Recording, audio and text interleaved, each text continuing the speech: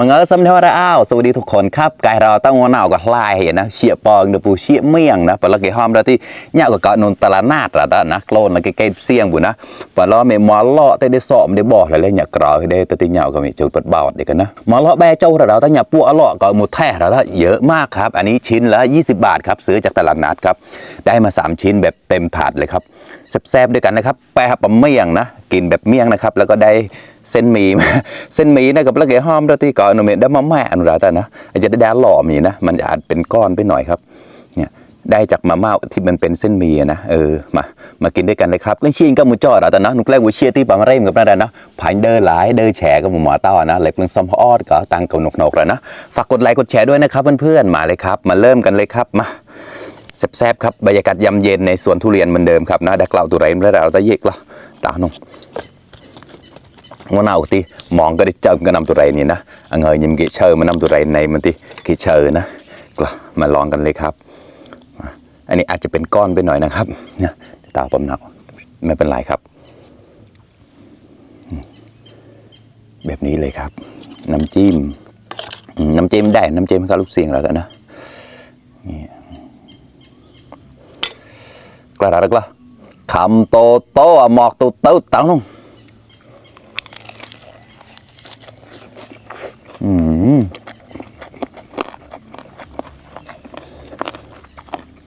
อร่อยโหระพาและกล่าวปลาเมียดิบเจเฉยอร่อยเลยอร่อยมากตูเดี๋ยวมา2 ชิ้นใหญ่ๆไปเลยครับกล่าวนี่ก็ตายมันจอดที่ชื่อคอมเมนต์นี่แล้วนะใครชอบกินเมี่ยงแบบนี้บ้างครับคอมเมนต์มาหน่อยนะครับมากินด้วยกันเลยครับเนี่ยกระดาษกระคำโตหมอกตูเต้านึง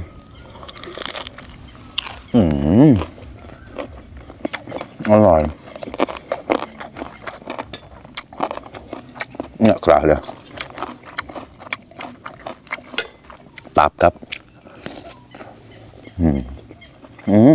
อร่อยเลยโหระพา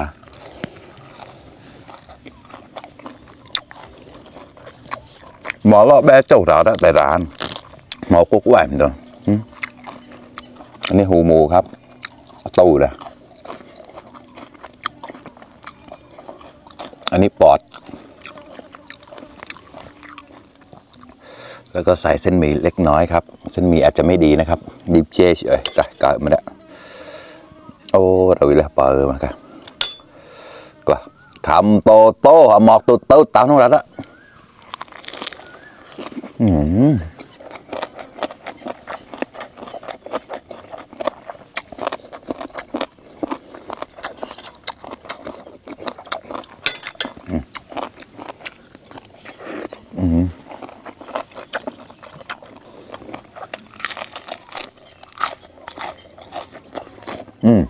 ท้องมันก็วูเชียเปิ้ลนึงได้เล่นเสียมีนำมาจอดนะเชียเปิ้ลเสียงนะใครที่ยังไม่ได้กินข้าวมาครับมากินเมี่ยงหมูหรือว่าหัวหมูนะครับน้ำจิ้มเขาดีนะเปรี้ยวเค็มอาจจะหวานนิดหน่อยหวานไม่มาก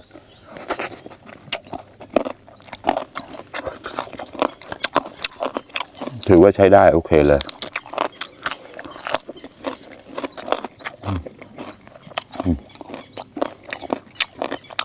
เผาเด้อกว่า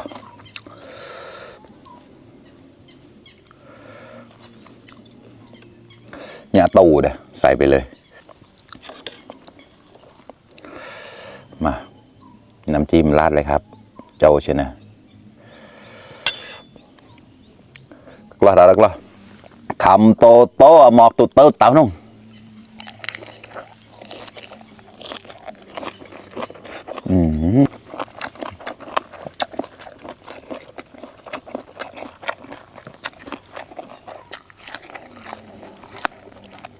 ตอนนั้นปั้นหนักกว่าก็คุยถ่ายตอนแบกกัน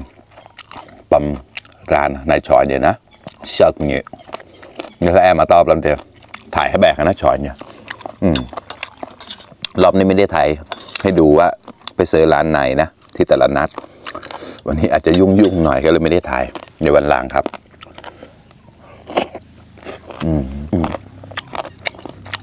ชอบมากเลยมีกระดูกอ่อนนิดๆเนาะ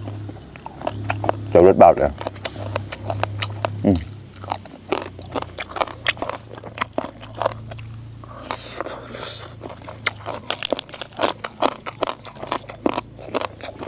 ตับกลอยเดี๋ยวนะเชี่ยกลอยน่าจะเชี่ยข้อนะ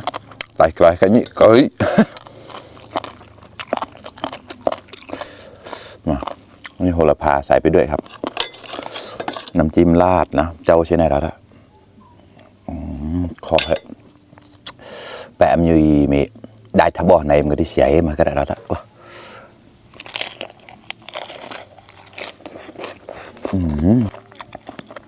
อร่อยกลายมาเลาะเตามากันชิ้นใหญ่มาก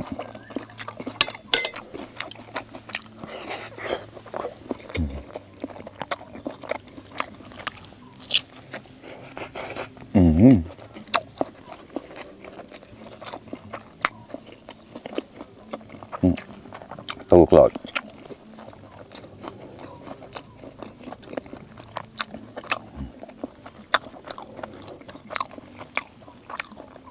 โอ้ยมาปลายจุดก่อนให้เราได้ป่ะ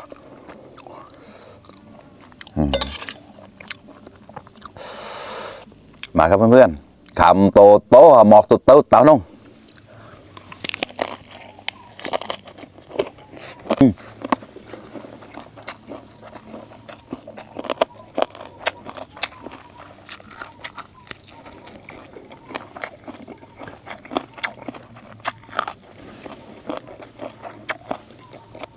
ข้อมา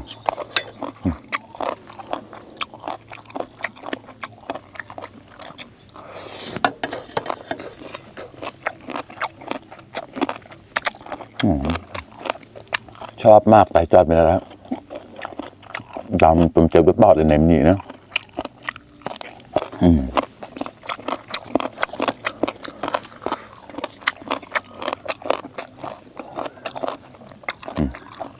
เนี่ยเผาเลยปอดหมูครับ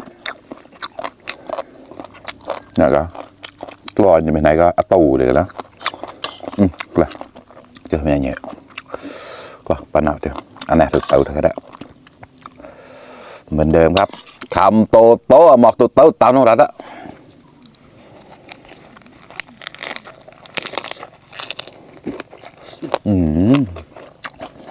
สะใจมาก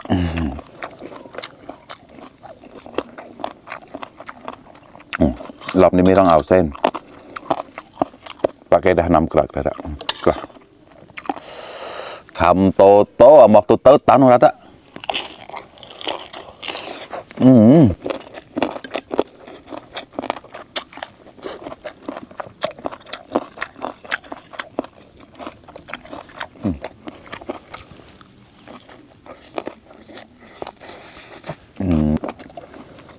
อร่อย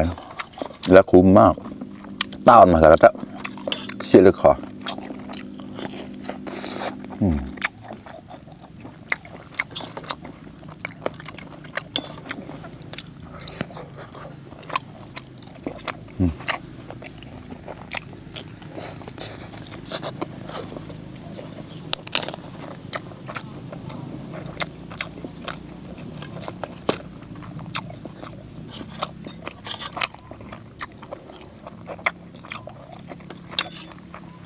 กละคำโตโตหมอกโตโตตาน้อง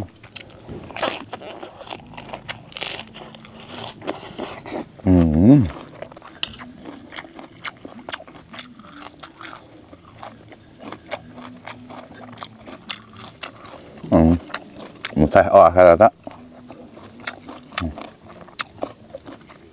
ตูเด้อกระไรเด้อเส้นอะไรอ่ะกว่า